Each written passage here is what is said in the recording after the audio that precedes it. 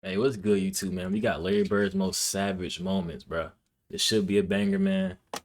Hey, Larry Bird was a demon. I ain't gonna lie. Bro used to go crazy. Bro was a crazy trash talker. So I know he got some crazy moments. So, hey, we're gonna make sure y'all like, comment, subscribe, man. No more talking. Let's get straight to it, but it should be a good one. Often like to compare the good times with today. And to be honest, it sounds like a broken record machine at this point. They often say players today are soft and they can't play in our era and things like that. That is a classic old head thing to say, but niggas ain't lying, bro. Niggas back then was literally getting punched in the face, and that shit was a common foul. Like, it wasn't no flagrant foul. I'm not about to debate that here, but what I will say is what is probably inarguable is the fact that players talked a lot more smack back in the day. I mean, it's partly because they was allowed to. You gotta think about it. Nowadays, bro, players not allowed to talk like this, bro. You get a technical foul, you get ejected, all type of shit. So back then it was more common because it was easier to do. Probably inarguable is the fact that players talked a lot more smack back in the day. And one of the best to ever do it was the one and only Larry Bird, Facts. aka Larry Legend. Today we'll take a look at some of his most savage moments. During his rookie year, Reggie Miller and the Pacers were down 3 points against the Celtics with 20 seconds left in the game. To stop the clock, the Pacers went to the foul game, but unfortunately, they fouled Larry That boy Bird got the goggles on. What the hell? Bird. As Bird went to the line, Miller tried to distract his concentration by getting into his head. He was like, "Hey, hey." But before Miller even blurted out another word, Larry cut him off and shushed him up by saying, "You gotta be kidding me. Rook, you gotta be kidding me. Rook, I'm the best shooter in the league right now." Bird gonna tell it how it is, bro. He won't cap him, bro. Reggie Miller, you was not the best shooter yet. That was like your first year game. So like, bro, hey, Bird gonna let you know. Me telling some, are you kidding me, Rook? You're a rookie talking to me like that? Are you? Come on, bro. I'm used to this, bro. Be kidding me. Like, Rook, I'm the best shooter in the league right now. In the league. Understand? And you're up here trying to say something? Bird would calmly sink the crucial free throws to beat the Pacers 119 to 113. He also dropped 34 points along with 7 rebounds, 4 assists, and 2 steals to send out a major statement to the young Reggie. I think from that moment onwards, Reggie learned to zip his mouth whenever Larry was around. no cap. Anyway, guys, off to the next story. In 1986, Larry Bird was at the peak of his greatness, winning his 3rd consecutive MVP, as well as grabbing the Finals MVP trophy while averaging 25.8 points a ball game. And y'all, I think Larry Bird the last person to win 3 MVPs in a row. I don't think Jordan did it. Yeah, I don't think Jordan did it. LeBron ain't do it. So I think he was the last person to do that. Am I tripping? It might be Jokic. If he get it this year, Jokic gonna do it. Actually, hell no. Jokic ain't do it 3 times in a row. Joel got it last year. So, damn, that's crazy.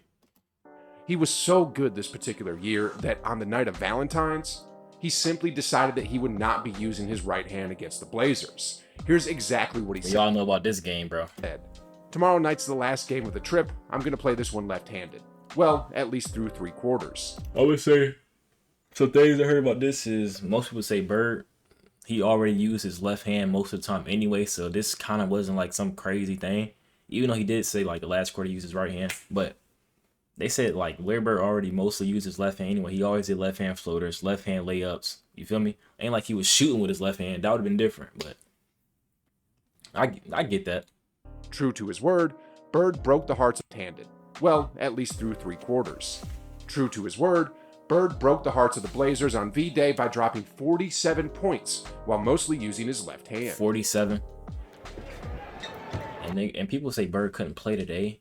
They say he'll be a plumber today. Come on, man. Just that shooting touch alone, bro, would put him in the league. Just him, he can be a spot up shooter in the league today. If at his worst, that's what he would be, a spot up shooter. There's Bird.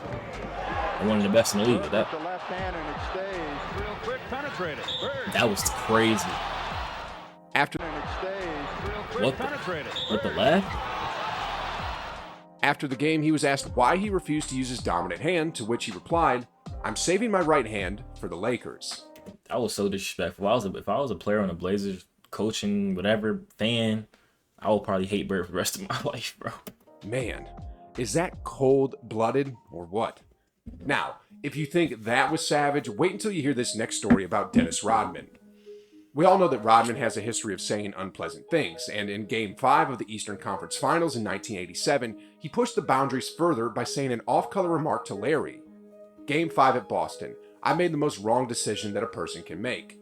At the time, I didn't know any better because I was so used to being in the projects. God, I was young and stupid, so after the game, I said if Larry Bird was black, he would be just an average basketball player. That is what I actually... If Bird was, bro, that is crazy. If Bird was black, he might have got blessed with some athleticism, man. He would have been crazy. Would have been the greatest player ever. What the hell? I said if Larry Bird was black, he would be just an average basketball player. That is what I actually said back then, and I was in Boston. Larry heard the interview and was not happy about Rodman's comment. In Game 7, Bird had his payback, and he went to destroy Rodman with his skills and his mouth. According to Rodman, here's what went down when he was guarding him. Let me hear this. I would be all over him trying to deny him the ball, and all Larry was doing was yelling at his teammates. I'm open. Hurry up before they notice nobody is guarding me. Then he would stick an elbow in my jaw and stick the jumper in my face. Then he would... That nigga said, hurry up before you notice nobody is guarding me. That's so disrespectful, bro. Nobody is guarding me. Then he would stick an elbow in my jaw and stick the jumper in my face. Then he would start in on my coach. Coach, you better get this guy out and send in somebody who's going to D me up, because it's too easy when I'm wide open like this. Pause. Good shot. Trey ball. Larry Bird was in a league of his own when it came to knocking down long-range bombs during his heyday. And when the NBA Finals... During his heyday? That's such an old head thing to say. Heyday. introduced the three-point shooting into knocking down long-range bombs during his heyday. And when the NBA Finals introduced the three-point shooting contest in 1986, he quickly cemented himself as the most lethal marksman in the league. In 1988, heading to his third three-point contest, Bird was extremely confident that he'd bag his third consecutive three-point title. Right before the competition began, Bird tried to mess with his opponents' heads by going to the locker room and saying that the contest was already over before it even started. Walking in the locker room, who's playing? Did you really say that? Who's playing for second? Yeah, I did. Yeah, I did. Now, on top of this trash talk, Bird didn't even bother to remove his warm-up jacket during the contest. Yeah, that was the most, best part is his most savage moment, bro. Winning a three-point contest with your warm-up on is crazy. You got all these niggas with their jersey off, probably trying their hardest, and bro, with the warm-up on just, Then he hit him with the walk-off. Like, that's just insane, bro. Bird, he got too much skill, man. Too much skill. And guess what? He won. And he can back up what he can say. That's what I love about Bird too. He back up everything that he say. Guys, this is a dude who looked his opponents in the eye and said, "Who's coming in second?" Then followed it up by not even removing his warm-up jacket. And won. Talk about confidence. Anyway, guys, our next story happened in 1992 when Bird was part of the Dream Team, and it goes something like this. So, the head coach of Team USA personally handpicked a bunch of talented college players to have a scrimmage with the Dream Team to gauge their chemistry. The first run as a unit of the Dream Team didn't go as planned, and shockingly, the college prospects won easily behind closed doors. Yeah, I remember that. Right after the embarrassing loss, Rodney Rogers, who was playing for the side of the college team, was feeling upbeat about their win, and during the heat of the moment, he wasn't able to control his mouth and said something like this to Bird. What he said? "Hey Larry, you ain't hit a jumper since '84. After Rogers said those words, Bird didn't say a single word, but everyone on the Dream Team knew that Larry took it personally. In the next day's practice, as everyone expected, Larry brought Rogers to school. I mean, he was scoring bucket after bucket over his head, and what's even crazier about all of this is the fact that Bird was telling Rogers how he would score on him. Jamal Mashburn Damn, this was the old Bird too, right? witnessed firsthand how Bird murdered Rogers in that game, and here's what he said. Magic Johnson fed Larry Bird the ball, probably about 8 times in a row down the court. Larry got the ball on Rodney Rogers, and every time he was about to make a move, he told him what he was going to do. 1 dribble, pull up, going left, off the glass, bucket. 1 dribble, going right, spin, shot, bucket. He scored 9 times or 8 times in a row, left the court to go lay down because he couldn't sit on a bench because of his back injury, and said, "Young fella, look like 84, huh?" That's tough. Dominic Look like 84, huh?